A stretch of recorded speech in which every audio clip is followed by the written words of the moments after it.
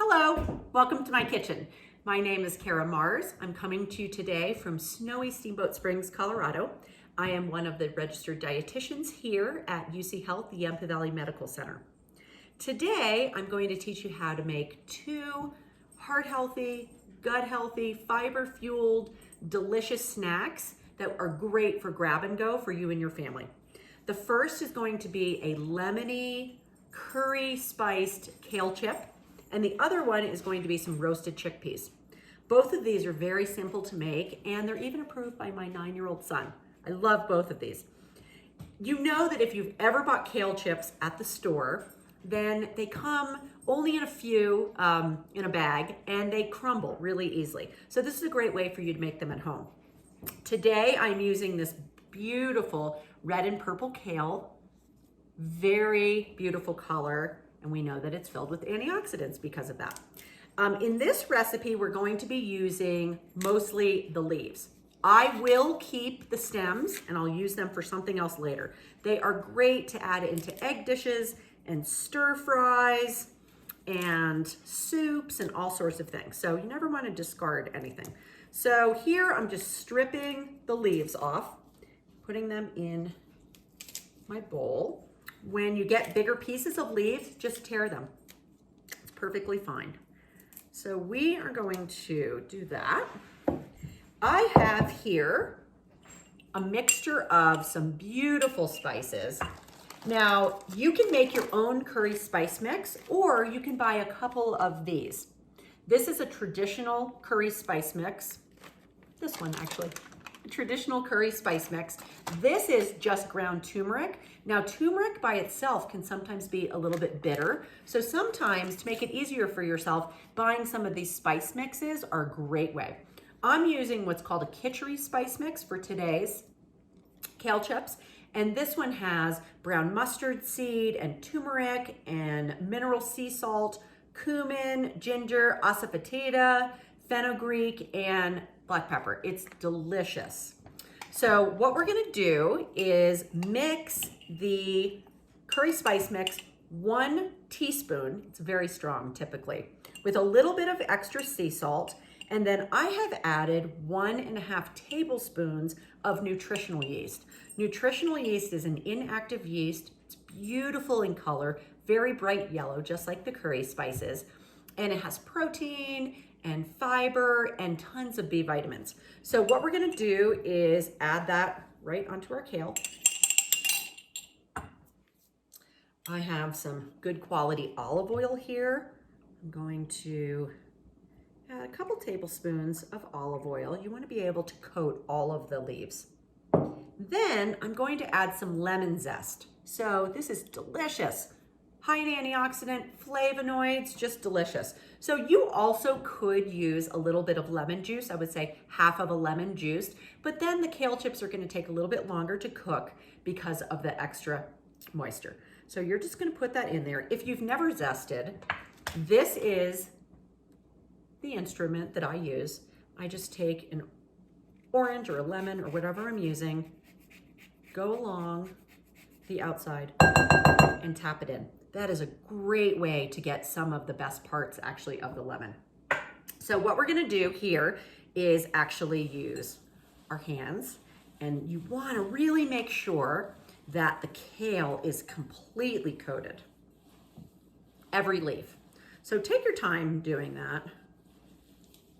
And then what you want to do is, I have a pan here. I have one of these silicone baking sheets on top. That just sort of preserves your pans a little bit.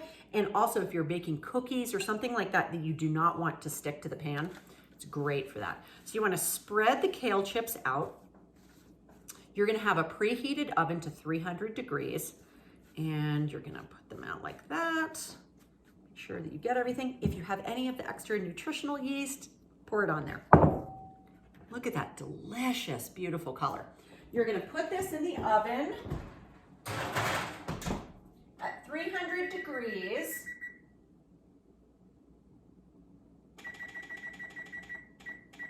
For a solid 30 minutes.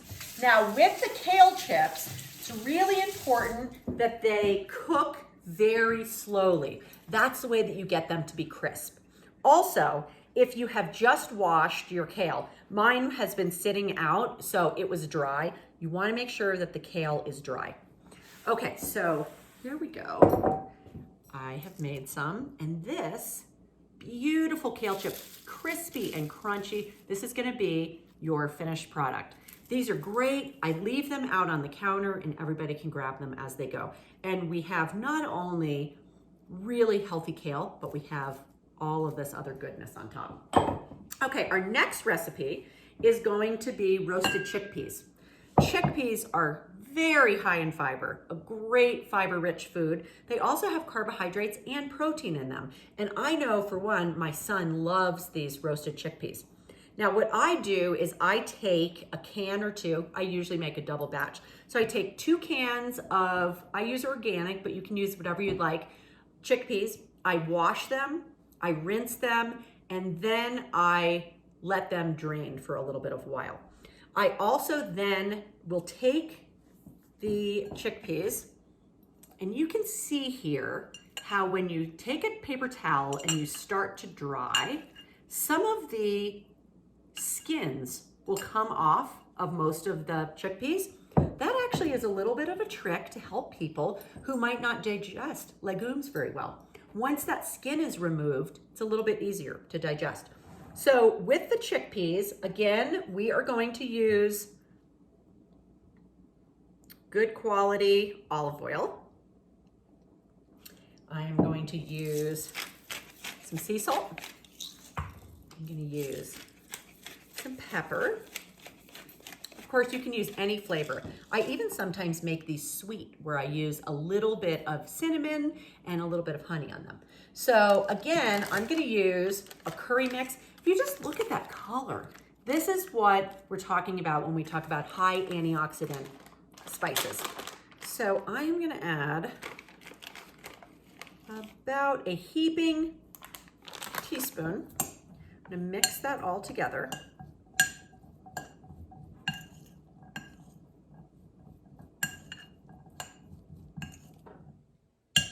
I'm going to put that into a baking dish. Here I have a glass colored baking dish. We're going to spread that out, and you want to make sure, again, that you have everything as much as possible one layer. The chickpeas I'm going to bake at 425, so higher temperature, for 25 minutes. That should get you a really crispy and delicious chickpea. And this is your finished product. Delicious, crispy, crunchy, beautiful chickpeas. Great for your gut, great for energy with protein, and good complex carbohydrates. Now, with the chickpeas, I leave these out on my counter, and you don't want to refrigerate them because they will tend to get a little bit soft. You want to keep them crispy and crunchy.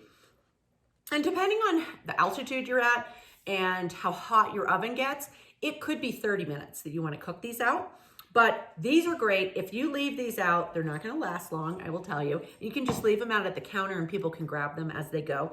It's also something great for you to put in little reusable baggies and bring to work. I've taken them skiing before and things like that. So this is a great recipe for that. I would say that you want to try to consume the chickpeas within 24 or 36 hours, just because they stay at their maximum crispness and they're not going to last any longer than that.